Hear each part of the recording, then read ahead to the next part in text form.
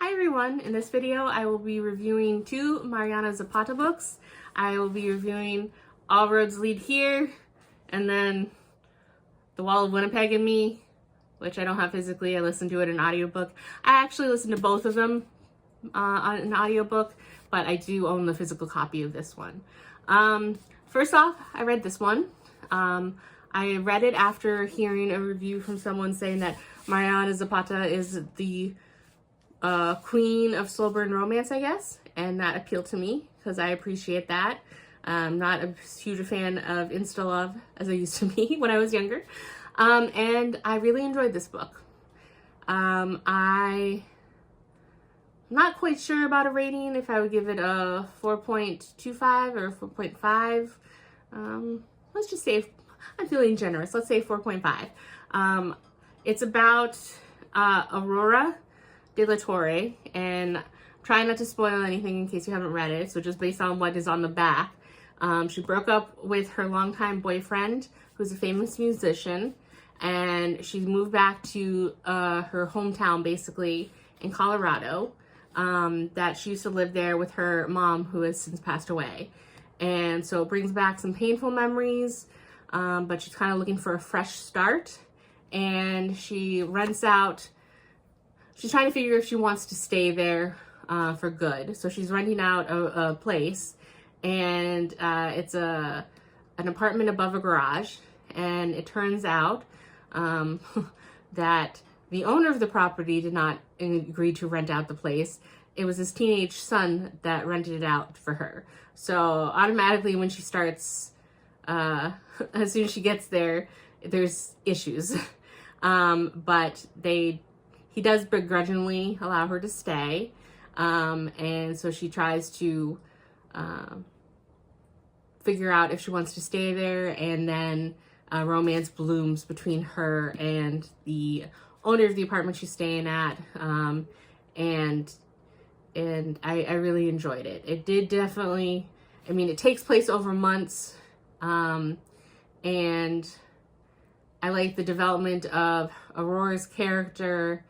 And I liked seeing the man's name is Tobias, but they call him Tobias Rhodes. They call him Rhodes. I liked seeing him kind of thaw, because he's very harsh when he's first introduced. I mean, as I assume you would be if you think someone's breaking into your apartment, so in your property. But I like seeing him kind of thaw and warm up to her, and the development of all that, and how she fares. And I'm trying not to spoil too much about it. So yeah, I would say 4.5. And then the Wall of Winnipeg and Me because I like this. It was available on audiobook. I listened to that on Everend. And that one I have more mixed feelings about. I would say maybe like a 3.5 or a 3.75 for that. That one, it has to do with Vanessa, and she is a personal assistant to a football player who's known as the Wall of Winnipeg. He's from Canada, hence the name, and he plays for a team in Texas. And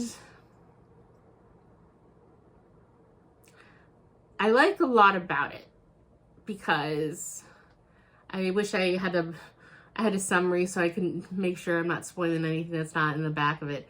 But basically, she wants to become a graphic artist. So she's been saving up funds working for him so that she can take a year off. She has enough funds to give her a year to truly make a go of being a full-time graphic artist. And while she's worked for him, she has been taking up side projects whenever she has time. So she's been building a client base. She's not just going in day one with nothing. She's been building a client base, doing other work and everything. And so basically, she said, she starts off the book, pretty quickly into the book, she resigns as his personal assistant. And then about a month after she resigns, he comes and knocks on her door and basically says, I need you. What will it take for me to get you back, and, you know, double the pay? And she's like, no, because it's not what I want to do. I'm happy doing this. And yeah, so I don't, like I said, I don't know about the summary. I don't want to give away too much, but circumstances bring her back into his orbit, basically, and they spend more time together, and they eventually end up in a romantic relationship. My problem with this book is I liked some of the characters. I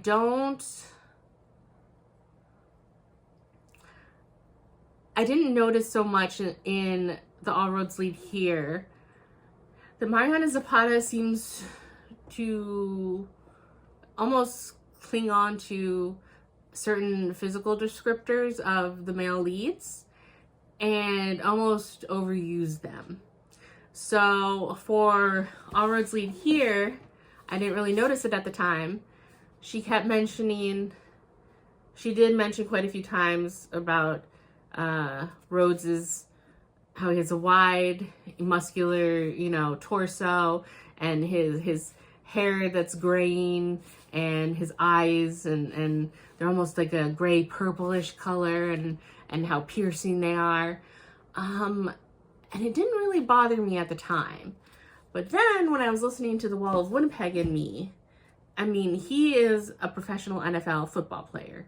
So he has muscles for days, and he's very tall and big.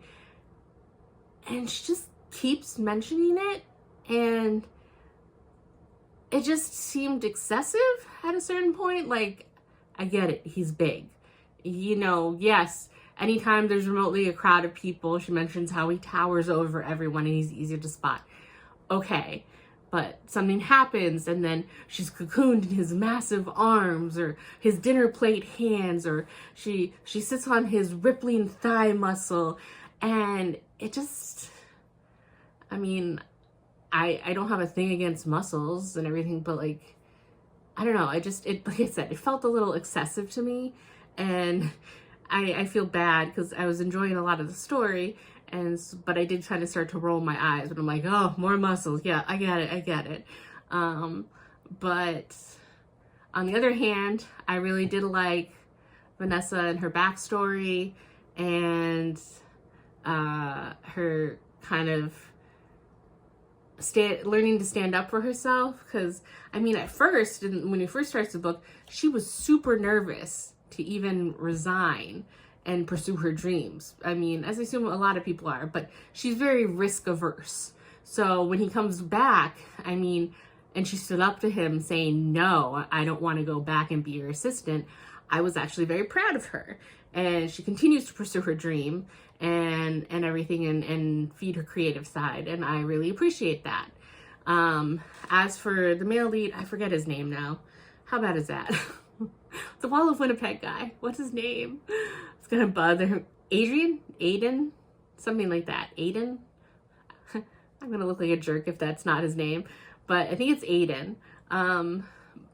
Him, I almost wish we had a little more development for him, because he was very brusque at first and treated her like you might assume a celebrity would treat their assistant. And he, you know, kind of was almost snappy at her some of the time. And then when he did come back and ask for her to return as his assistant, he was too pushy. I mean, he was not taking no for an answer. And so there's only so much of that I can appreciate, that he might have felt desperate without her. But, I mean, as I'm sure a lot of people, like, no means no, right? So that already had me feeling kind of off about him. And then as you go, you get hints and teases of him warming up to Vanessa. But I'm feeling bad about decisions he's made or things he's said in the past. I guess I just wish that we could have seen more of them together before they're automatically actually like officially an item towards the end. I don't know how to really explain it without spoilers or anything, but it's basically like you have the hints that he's falling to her, but never really see a lot of outward stuff until it's the end and they're basically admitting their love for each other. And so that was a little much for me. But yeah, so I would say that The Wall of Winnipeg and Me, I would give maybe 3.75. 3.5 seems a little low. Well, actually, I gave Fake Dates and Mooncakes 3.5. Wall of Winnipeg and Me, 3.5. There we go. Indecisive. But yeah, other than that, though, I like seeing her with certain other of the NFL players and everything. So I would recommend it, and I would recommend both audiobooks. Both audiobooks were good. I gotta say, the voice actor that they have for Tobias Rhodes in this one, he has a nice deep voice, and I did not know that was a thing that I liked, and I did. He was good, and she was all right. Not bad, but okay. And then the audiobook for The Wall of Winnipeg and Me, that was also decent. So I would recommend both of those. I didn't have any issues with those. So I think that is it for my 2 Mariana Zapata books. Would I read from her again? Definitely. I don't know what else she has out there. I think I found something else on Everend from her, but we'll have to, I don't remember what the names of them are, and I'll have to see when I get to them. But in the meantime, I'm going to continue my Cosmere journey. I'm going to continue reading more, hopefully, of backlog that I have here physically. But I do enjoy listening to audiobooks while I'm working or doing errands and stuff. So there will probably be more audiobooks also in the future. So that is it for now, and I will see you in the next video. Bye.